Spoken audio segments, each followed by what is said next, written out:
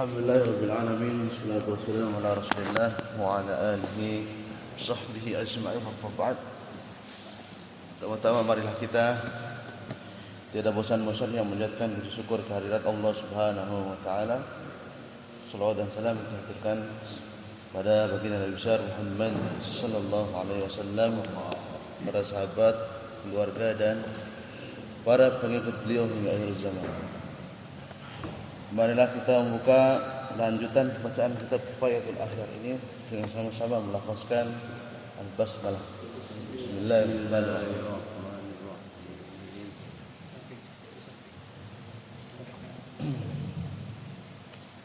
Ada satu hal yang mau saya komentari sebelum masuk ke kitab terkait dengan kunut.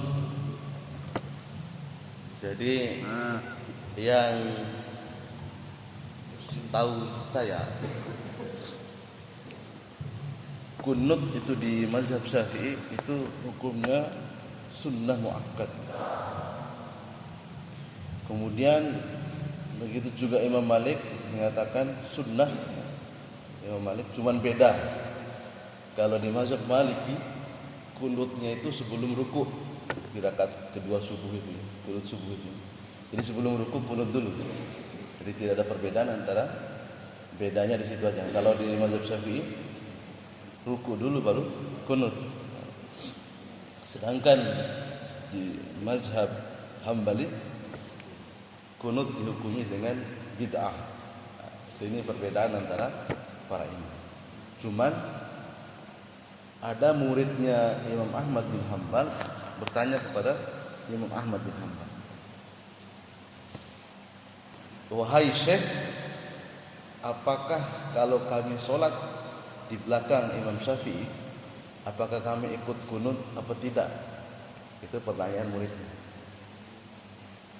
Kemudian Imam Ahmad bin Hanbal mengatakan dia harus kunut, walaupun Imam Ahmad mengatakan kunut itu bid'ah, harus ikut kunut. Kemudian Imam Syafi'i juga ketika dia pergi ke Irak waktu itu,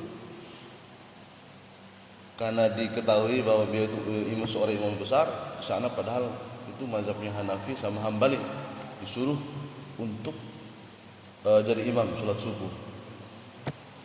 Pas waktu itu Imam Syafi'i ketika sholat subuh waktunya kunut, beliau nggak kunut, langsung sujud. Untuk apa? Untuk menghormati bahwa di belakangnya ini adalah para pengikut Hanafi maupun Hambali. Nah, ini namanya kebijaksanaan dari para imam itu melaksanakan kunut. Dan sepakat para ulama semuanya bahwa kalau seandainya imamnya kunut, kita harus ikutan kunut, angkat tangan berdoa. Dan di sini ada yang saya lihat biasa aja simpan tangannya, tidak ikutan angkat tangan berdoa, mengaminkan kunut. Tidak tahu ini mazhabnya siapa. Bahkan di teman-teman kita di ulama-ulama yang salafi itu pada ngangkat tangan semua kalau kunut. Tidak tahu yang di sini jamaahnya mungkin aliran lain, ketika imamnya kunut, ada yang biasa aja kunut. Ada juga pendapat mungkin dia tetap mengaminkan, cuma nggak ngangkat tangan, boleh. Tapi kalau dia tidak ikutan imam, membiarkan itu, berarti dia berbeda dengan imam. Jadi ada yang mengatakan dia tidak mengikuti imam, berarti dia sholat sendiri. Seperti itu ya. Jadi ada yang tidak ngangkat tangan, kemudian sedangkan kita kunut. Nah itu sudah saya tidak tahu alirannya apa gitu. Satu-satunya seorang ustadz yang mengatakan kalau imamnya kunut, tak usah kunut, tak usah ikutan, diam aja. Salah satunya itu adalah salah seorang ustadz di Jawa Barat, namanya salah seorang itu namanya Ustadz Abdul Qadir Al-Zawwas. Jadi yang saya tahu beliau ini yang memfatwakan, padahal beliau tidak seharusnya berfatwa, tidak boleh ikut kunut kalau imamnya kunut, diam saja. Sedangkan ustaz-ustaz teman-teman yang lain, sahabat-sahabatnya beliau, kayak Ustaz Firanda, kemudian Ustaz Firanda, kemudian Ustaz yang bahasa lama itu ya, sesama salafinya itu disuruh harus kita ikut imam gitu. Nah, itu perbedaan mereka. Dan para imam juga gitu. Kalau seandainya orang kunut, ikutan kunut, aminkan kunut itu. Kunut subuh maupun kunut nazilah. Nah, itu sebagai komentar kita. Kan saya lihat beberapa jamaah orang kunut tidak ikutan angkat tangan. Seperti itu. Atau mungkin ikut alirannya Abdul Qadir Al-Jailani. Allahu a'lam bishawab. Kita lanjut aja. Kitab ini kita masuk bab baru, faslun. Bab yang selanjutnya adalah walladzi yujibul ghusla sittatu asya. Yaitu sesuatu yang membuat kita wajib untuk mandi. Ada 6 perkara. 6 hal. Salasatun tashtariku fiha ar-rijal wan nisa. 3 diantaranya ada antara penggabungan antara perbuatan laki-laki dan perbuatan perempuan, antara laki-laki dan perempuan, hubungan laki-laki dengan perempuan. Kemudian 3 diantaranya di wasalah satu takhtassu biha an-nisa wa hiya al-haid wan nifas wal wiladah. Yang 3 diantaranya adalah khusus kepada wanita terkait dengan haid, kemudian nifasnya dan kelahiran. Kita bahas satu-satu terkait dengan 3 yang pertama. Salah satu tashtariku fiha ar-rijal wan nisa, yaitu hubungan antara laki-laki dan perempuan. Insyaallah ini semua pada paham ini ya. Yang pertama wahia al-iltiqa'u al-khitanain, bertemunya antara 2 khitan. Nah, itu sudah paham ya. Antara 2 kemaluan laki-laki dan perempuan. Khitanain. Tidak memakai bahasa jima, ini pakai bahasa yang halus. Iltiqa'u al-khitanain. Kemudian wa inzalal mani, keluarnya air mani, wal maut, kemudian dan kematian. Nah, ini yang mewajibkan kita untuk mandi. 3 yang pertama. Jelas kalau yang kematian dimandikan oleh orang. Al-ghuslu bi fathil ghain wa dhammiha, itu bisa yang kalau kata al-ghuslu itu bisa al-ghuslu atau al-ghuslu. Itu sama maknanya. Bi fathil ghain wa dhammiha, difathahkan atau didombakan ghainnya, al-ghuslu sama al-ghuslu. Qalahu an-Nawawi fi tahrir, itu perkataan dari Imam Nawawi dalam kitab At-Tahrir. Wa qala Jauhari, berkata Imam Jauhari, huwa bil fathil ismu lil fi'li wa bid dhammi ismu lidalki wallahu a'lam. Kalau kata Imam Jauhari, kalau Imam Nawawi mengatakan sama saja, al-ghuslu sama al-ghuslu sama saja, Imam Jauhari membedakan lagi. Kalau seandainya dengan fathah itu yang al-ghuslu, maka ismun lil fi'li, itu namanya untuk pekerjaan, menyiramkan air ke dalam tubuh, itu namanya ghuslu. Kalau seandainya al-ghuslu itu artinya adalah lidalki. Dalki itu menyiramkan air kemudian sambil digini-giniin. Gitu namanya dalki. Itu bedanya. Itu namanya menggosok-gosok. Itu namanya kalau pakai ghuslu. Kalau pakai ghuslun itu siram saja. Tidak pakai dipijit-pijit. Itu namanya. Ini penjelasannya detailnya itu. Itu di Imam Al-Jauhari. Wa ammal wadu bi fathil waw, kalau seandainya kata wadu itu dengan fathah waw, wadu, ada kan wadu sama wudu. Kalau seandainya waw ini difathahkan dibaca wadu, maka fa ismu lil ma, itu namanya air untuk wudu. Ismul lil ma, air untuk wudu, namanya wadu. Wadu. Kalau seandainya wabidhammiha, kalau seandainya didommahkan jadi al wudu, ismul lil fi'il, namanya wudu, mengambil air wudu. Jadi ada kata wadu sama kata wudu. Kalau wudu pekerjaannya, kalau wadu itu air untuk berwudu. Nah, itu yang penjelasan dari kata-kata. Ada yang menyebutnya wadu, wadu itu air untuk wudu. Kalau al-wudu adalah perbuatan wudu itu sendiri. Alal aqsar. Ini menurut pendapat yang banyak.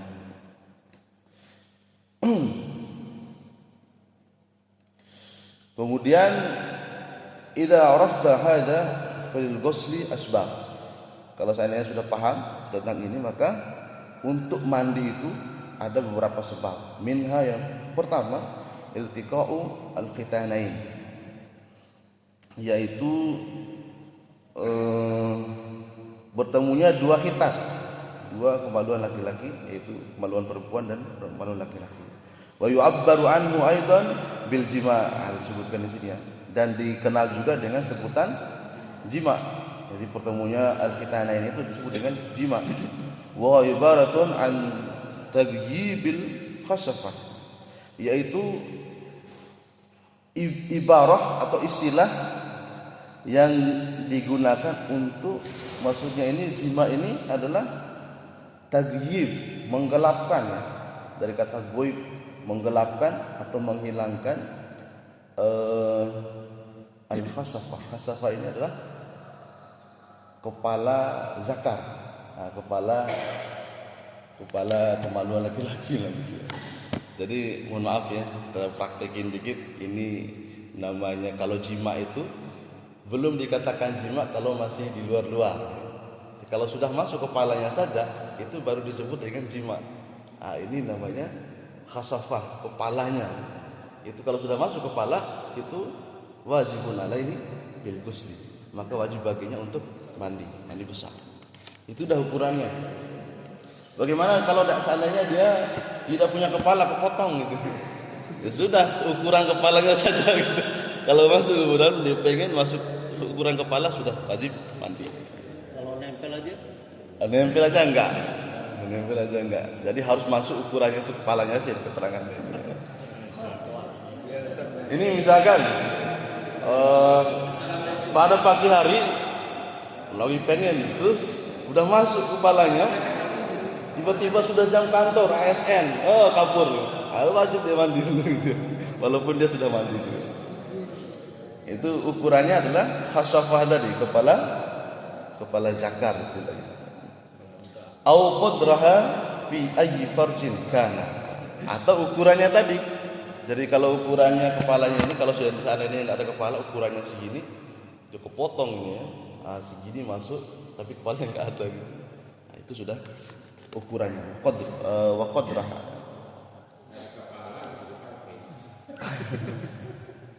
Sawa'un, sama saja, ghayyaba fi qubulin, sama saja itu menghilangkan atau menggaibkan atau memasukkan fi qubulin, di bagian kemaluan depan. Kubul namanya kemaluan depan. Kubulin imra'atin, itu kemaluannya perempuan yang bagian depan.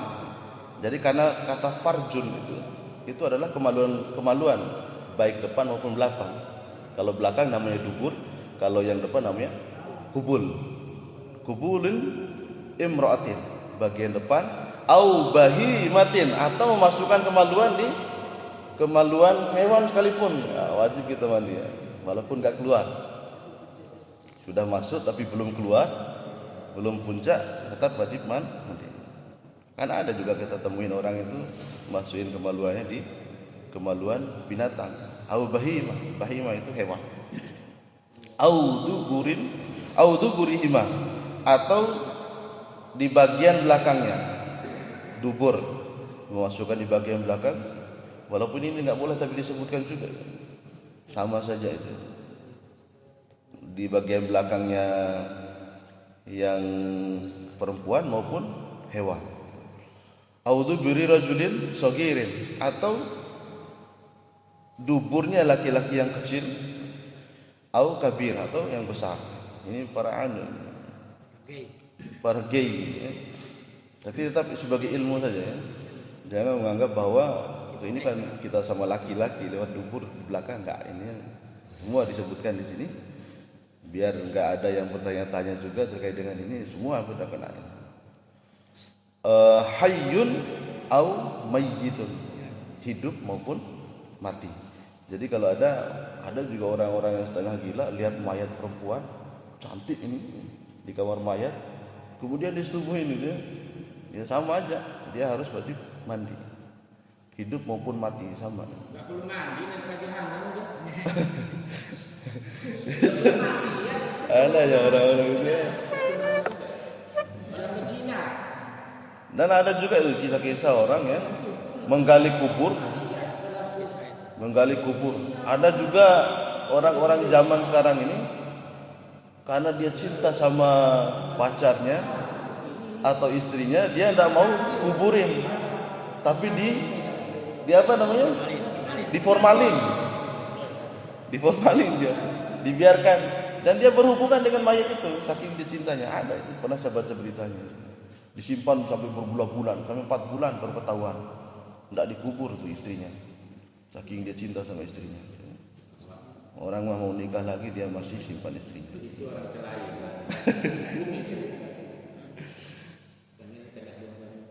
Sama juga ini, wajibu aidon, wajib juga alal mar'ati untuk perempuan bi ayyi zakarin dakhala fi farjiha. Itu wajib juga perempuan kalau seandainya masuk kemaluan apapun ini, maka di dalam kemaluannya maka dia wajib mandi. Hatta dzakarul bahimah, walaupun kemaluannya hewan. Kemaluan hewan dia. Ini disebutkan ini Pak ya. Ini disebutkan kemaluan hewan. Nah ini kejadian di Eropa sekarang. Orang makanya Islam itu akan menguasai Eropa dengan tidak perlu dengan perang, tapi dengan kelahiran. Orang Islam itu pertumbuhannya tinggi di Eropa itu. Dengan kelahiran, Pak. Akhirnya sudah makin banyak orang Islam. Itu warung-warung, restoran-restoran ada label halal. Karena sudah semakin banyaknya orang Islam. Dan mereka malah tidak mau nikah, tidak mau punya anak. Nikah boleh tapi tidak punya anak. Ada juga yang tidak perlu nikah orang-orang sana, yang penting berhubungan. Dan ada juga yang menikah dengan hewan, nikah dengan kuda, nikah dengan anjing. Itu orang-orang jahiliyahnya orang dulu, lebih jahiliyah lagi itu. Kayaknya tidak pernah ada, saya wallahu alam, ada tidak pernah dengar cerita orang-orang jahiliyah dulu yang nikah dengan binatang? Enggak ada, Pak. Kalau sesama jenis ada, kaum Nabi Lut. Ada dengan kambing di TV baru-baru ini, dengan kambing. Dengan kambing. Sekarang jangankan sesama jenis, sama hewan pun dinikahin sama orang-orang. Itu saking boneka pun itu. Karena apalagi sama anjing, mereka menganggap anjing lebih baik saya nikah sama anjing daripada manusia. Anjing lebih setia daripada manusia. Seperti itu. Walaupun ini haram tapi disebutkan juga ada yang perempuan harus wajib mandi. Wal mayyit, gitu juga dengan mayyit, was-sabi. Zakarnya mayit, misalnya ada perempuan yang lagi jogang-jogangnya, mayit suaminya belum diapa-apain sudah dimasukin. Ada aja gitu-gitu. Was-sabi dan anak kecil. Anak kecil. Percaya nggak ini Pak? Di berita-berita ada seorang ibu bersetubuh dengan anak laki-laki yang kecil, anaknya sendiri.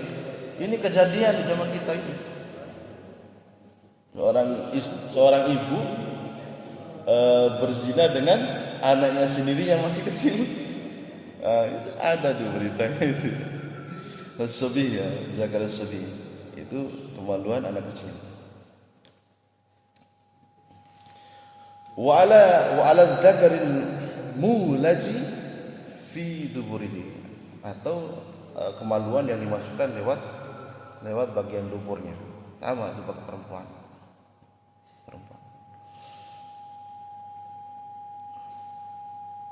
Wala yajibu i'adatu ghusla lil mayyit al mulazi fihi alal ashah. Tapi untuk mayit yang tidak perlu ulang mandi, tidak wajib mandi ulang bagi mayat, dimandikan ulang mayat yang dimasukin kemaluan di dalamnya. Misalkan dia sudah dimandikan nih, terus ada yang bersetubuh dengannya sebelum dibawa keluar di kamar mayat atau di ketahuanlah dia, maka yang wajib mandi adalah yang menyetubuhi, sedangkan mayatnya nggak apa-apa. Itu keterangannya. Ini mendapat alal ashah, menurut pendapat yang sahih.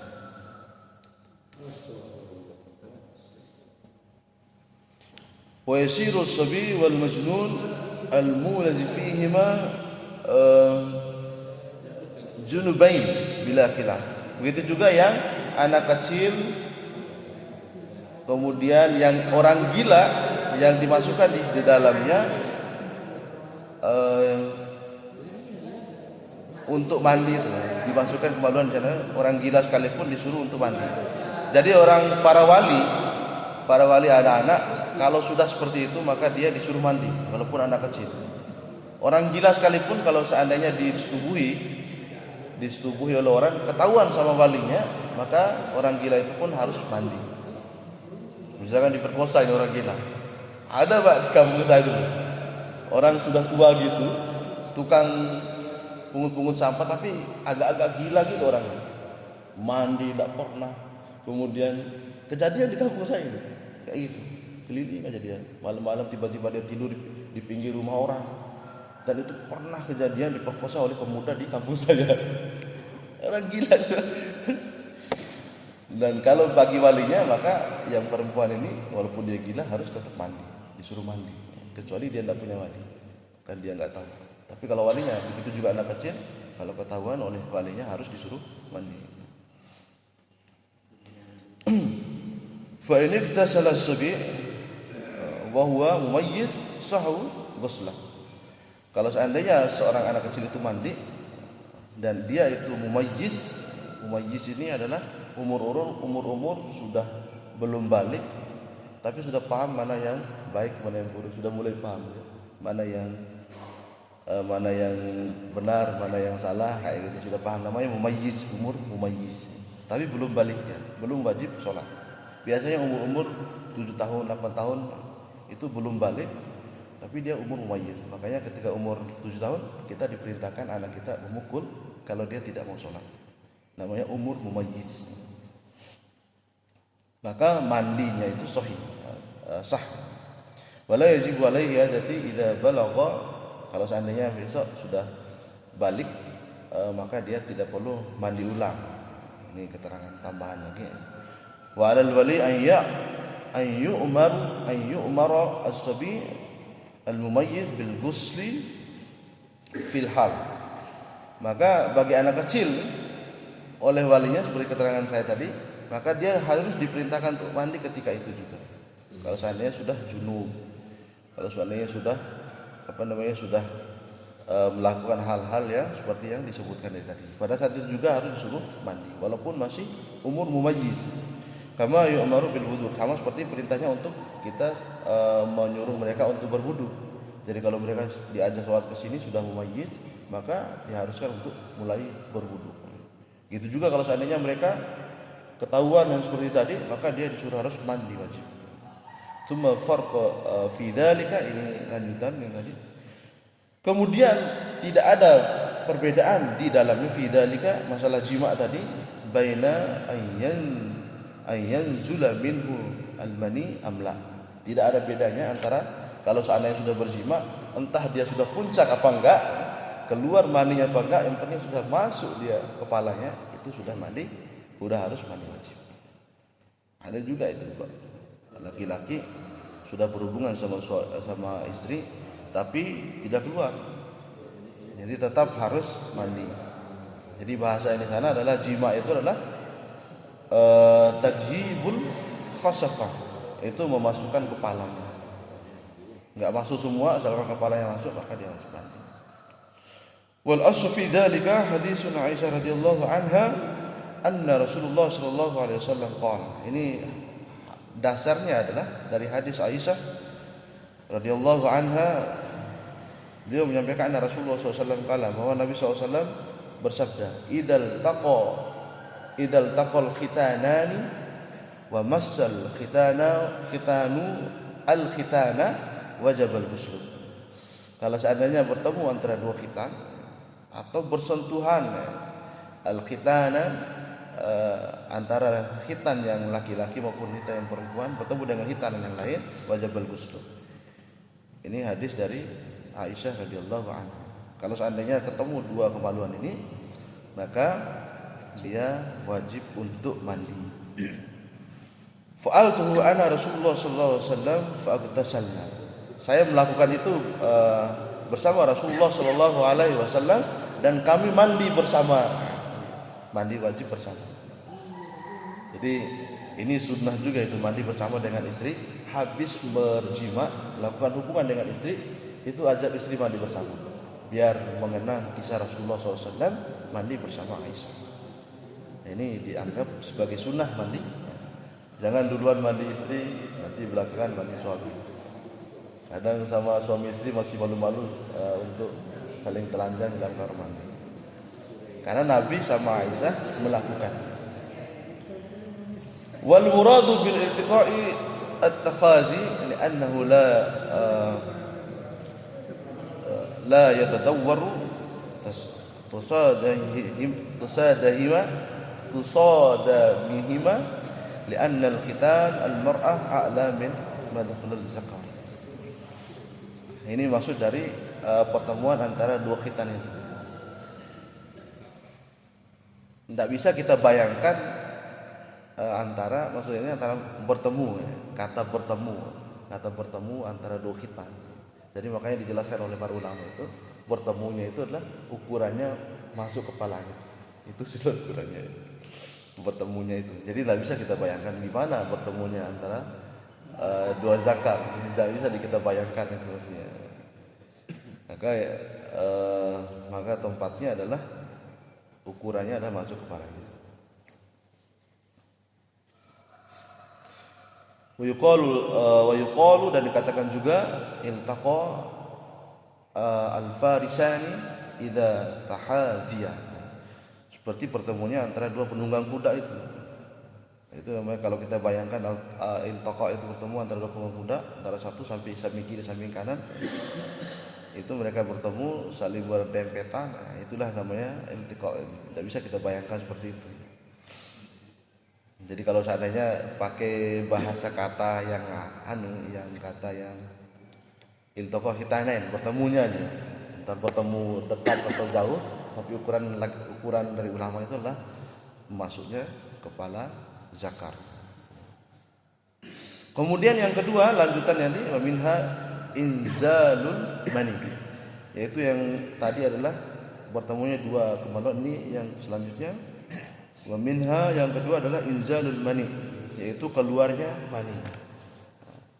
Keluarnya mani belum tentu karena bertemunya dua khitan. Bisa saja orang lagi berhayal memikirkan baru lewat di sini lihat bokong orang langsung dia berhayal keluar. Ada juga yang kayak gitu itu ya, yang lemah syahwat. Baru berpikir-pikir sudah keluar. Tetap wajib mandi. Masih 10 menit ya. Wajib mandi, keluar mani dengan cara apapun ya. Hamata kharaja al-mani wajib al-ghusl. Kapanpun dia itu air mani itu keluar, maka dia wajib mandi. Sawa'un kharaja minal mukhraj al-mu'tad aw min subati fi sulbi aw al-khasiyah al-mazhab. Sama saja keluarnya dengan di tempat yang seperti biasa atau di tempat yang lain. Ini disebutkan tempat yang lain di subbatu fi sulbi, di tulang belakang. Ini wallahu a'lam. Lubang bagian belakang. Ini menurut pendapat dikeluar dimanapun yang namanya mani itu tetap harus wajib mandi. Wal aslu fi zalika, dan dasar dalilnya untuk hal itu qauluhu sallallahu alaihi wasallam, bersabda Nabi SAW, innamal ma'u minal ma', sungguhnya air itu dari air. Jadi harus ini salah satu karomah dari Nabi SAW, kalimat-kalimat yang pendek tapi mengandung makna yang sangat panjang. Rawahu Muslim, diriwayatkan oleh Muslim, sawa'un kharaja fil yaqzah awid naum. Sama saja keluar dalam keadaan sadar, kita yaqzah itu dalam keadaan sadar, awid naum dalam keadaan tidur. Sawa'un kana bisahwatin aw ghairiha litlaqil khabar. Sama juga dalam keadaan dia itu bersahwat atau tidak. Ada orang yang keluar mani itu karena syahwat, ada juga yang bukan karena syahwat. Sama juga. Oh ini kan saya tiba-tiba keluar aja juga. Bukan, ada ciri-cirinya pernah disebutkan dulu mani itu. Kental-kental putih, kemudian ada disebutkan ini.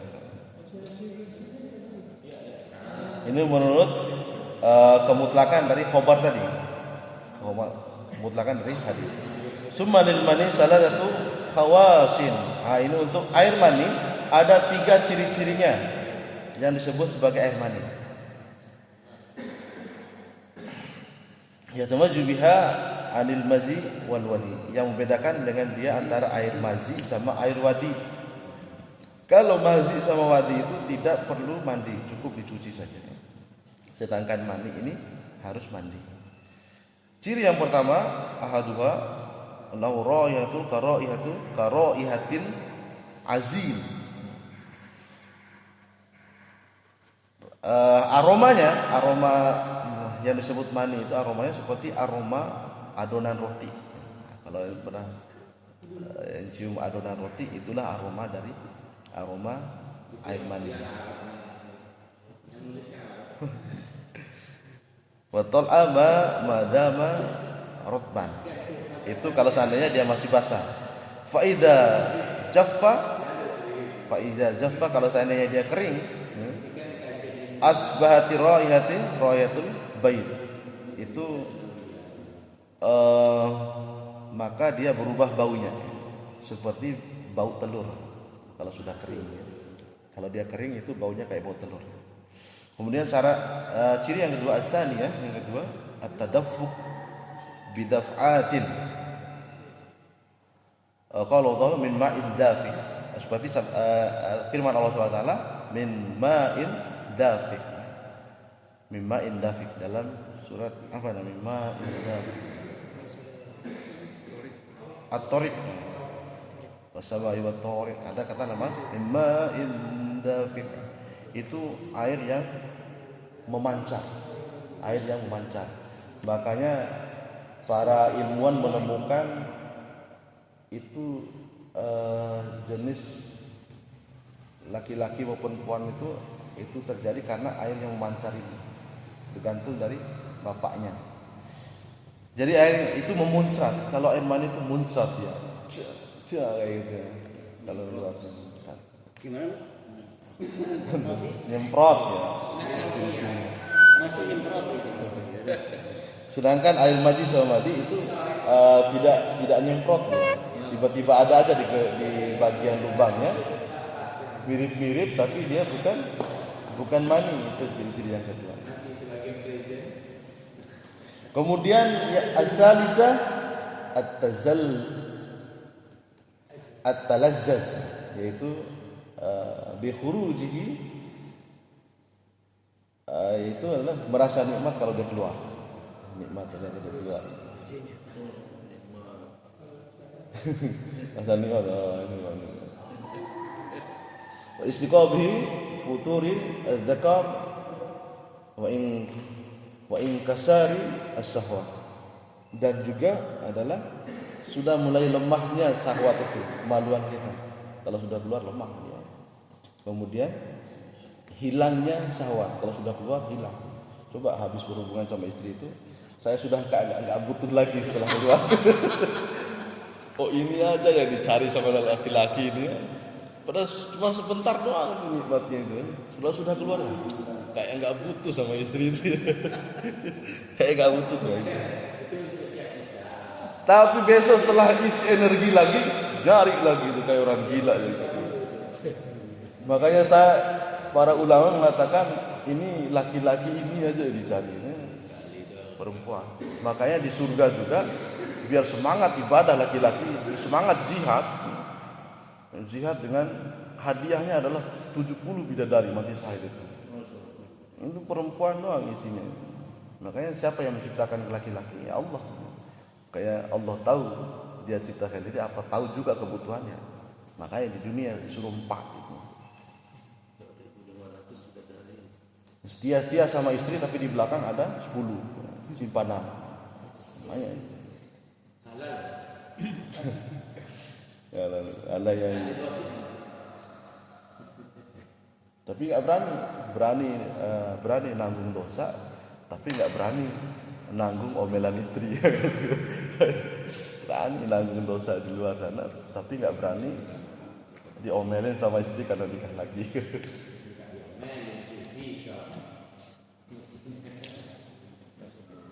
Insyaallah ya Bapak ya.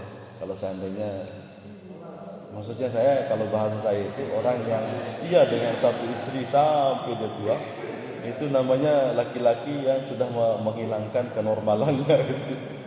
Karena di dunia ada juga yang nanya itu, Pak Ustadz,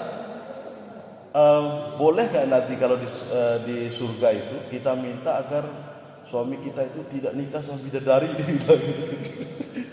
Kemudian Ustadznya bilang, waduh ibu, di dunia sudah kita disiksa, di akhirat masa mau disiksa lagi katanya. Jadi seperti itu ya, itu perempuan. Tapi nanti di akhirat perempuan itu sudah dicabut rasa cemburunya itu. Untuk itu ya. Ini gambaran kenikmatan didapatkan.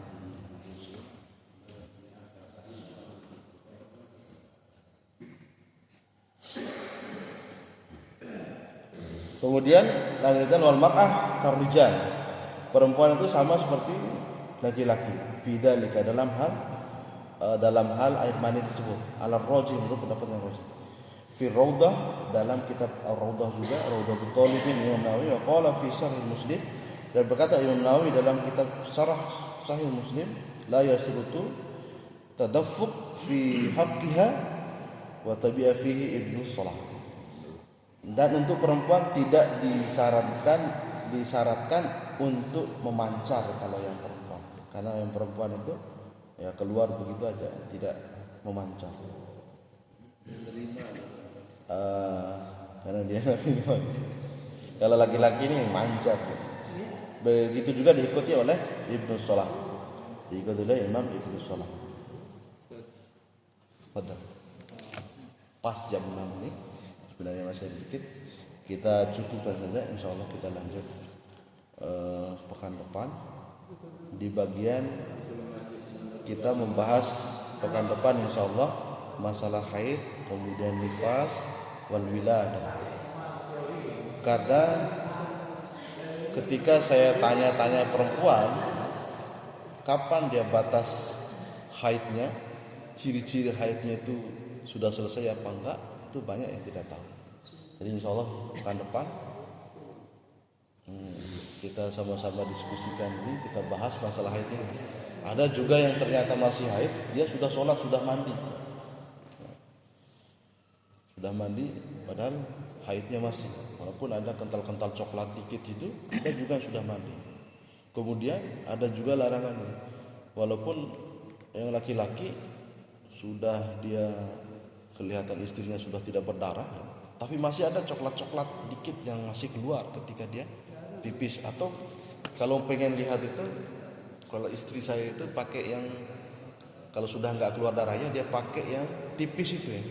Itu banyak juga jenisnya pampersnya perempuan. Ada yang tipis, ada yang tebal, ada yang bersayap, ada yang tidak bersayap. Karena saya beli ini sering gitu ya. Ada yang tipis itu dipakai. Nah, kalau pakai tempel di celana dalamnya, tempelkan. Nah, kalau masih kelihatan warna-warna coklat keluar di situ, itu namanya masih haid. Insyaallah kita bahas minggu depan. Itu biar bisa kita bercerita-cerita sama istri kita. Wallahu a'lam bishawab. Selanjutnya ya